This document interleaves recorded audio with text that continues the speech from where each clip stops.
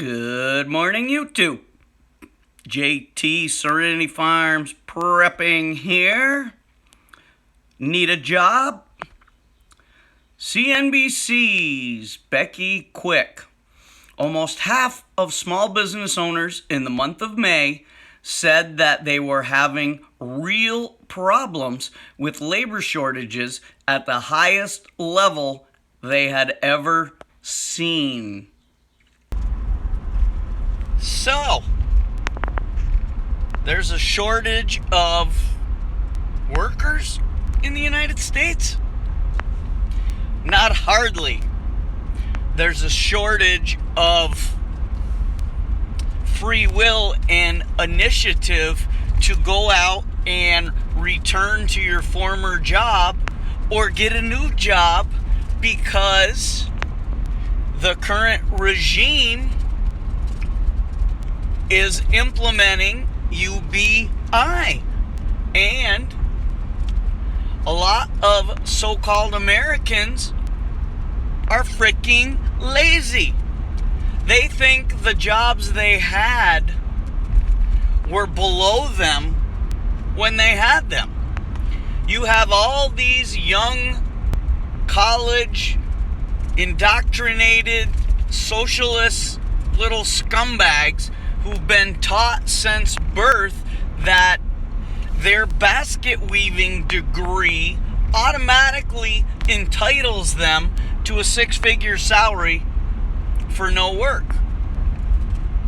Combine that with the fake pandemic scamorama that enabled companies to put workers in their homes, proving they weren't really needed at work, which was just another way to implement many more ways to spy on you and accumulate all the evidence they need to profile you when you're working in your own home.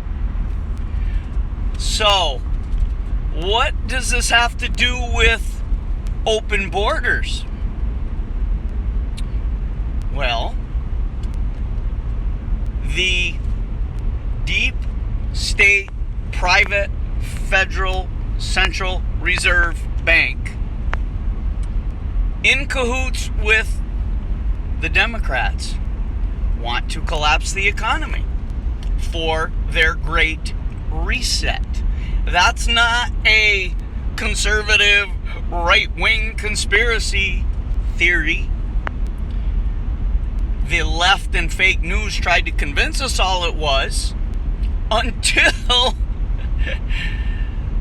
Hans Schwab, or whatever the hell that eerie, evil-sounding accent president of the WEF, World Economic Forum, came out on national TV and stated quite factually, blatantly, simply, so even tards could understand it, quote, "Now is going to be the best time to implement the Great Reset."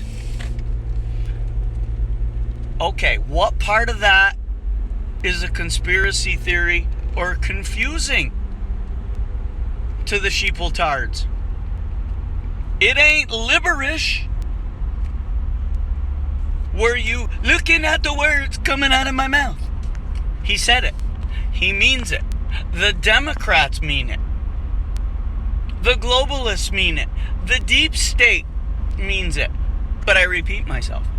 So, let's open the borders.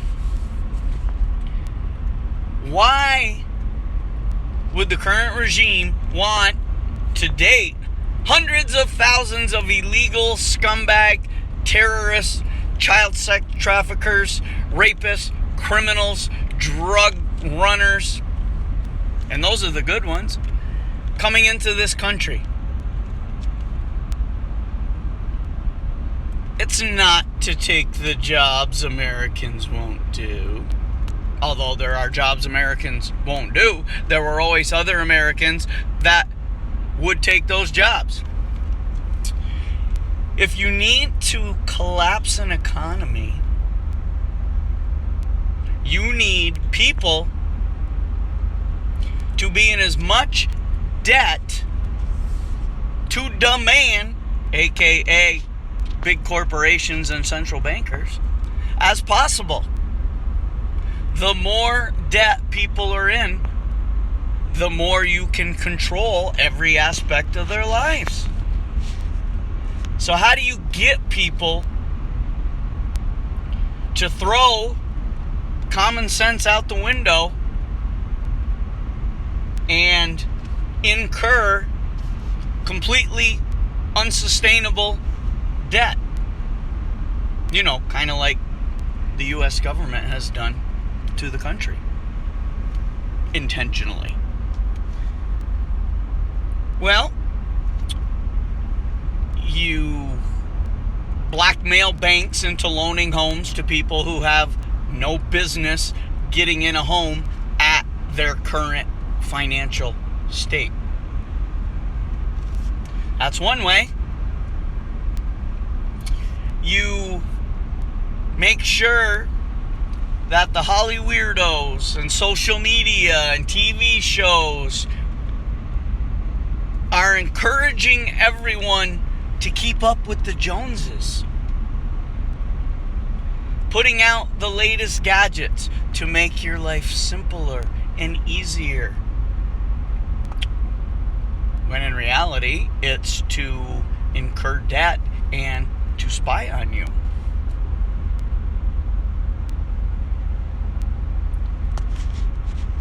The more people that are in way over their head, the more you can control them. And if you want to collapse the system overnight, all of those people who are in debt are done for. So you will tell them, okay, we know. So all you have to do is this, and we'll work it out. Or we're going to take your home, take your car, take your children, etc., etc. You're going to do whatever they tell you to do. So during 45's 4 years, the private Western central banks couldn't get away with that crap. The economy was gaining, and most places were surging. As we know, Black, Hispanic, and other minority unemployment rates were dropping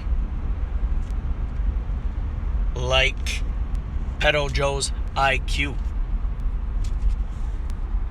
Small businesses, minority-owned businesses were opening at record rates. We were energy independent, meaning we could spend our money in this country on us, aka U.S. No matter what the central bankers tried to do with their manipulations of the stock market and inflation rates, 45 had a countermeasure because he knew what they were going to do. Enter the pandemic. And the rest is pretty self-explanatory. I see help wanted signs everywhere I go. 18, 20, 22, $30 an hour. And I am in a area that the cost of living is not that expensive. A lot of people here used to live within their means. Many still do. Many have got caught up in keeping up with keeping up. So, for instance, UPS, $20 an hour, 4 a.m., 10 a.m., Monday through Friday, simply loading the trucks so that the drivers can do their deliveries in that morning. $20 an hour. That's good money, folks. At least I believe it's good money. I think $10 an hour is good money when you got it. But I live very much within my means. As you should. So, as that article stated right in the beginning, half of the small businesses can't find employees, but those are the half that are still open. Let's remember how many closed. All the mom and pops and small ones, all by intent, so that only the big corporate monsters would be there when the bread lines and the rationing kick in full effect. Shit's gotta change. Hearts and minds have gotta change. Personally, I don't see a lot of hearts and minds changing. But that'll work itself out when the herd gets culled, if you know what I mean. It has to happen. The laws of nature. So, like, share, subscribe, comment, and hit that notification bell. Because you know you're just waiting breathlessly for my videos. Said no one ever. Alright, I'm probably a little carb deprived in my pre-contest preparation. Maybe I'm getting a little silly. But I try to joke as much as I can, because if we let this current atmosphere get to us, then we become them. We must keep the moral high ground. And I'll make a video on that later. But for now, JT, signing off.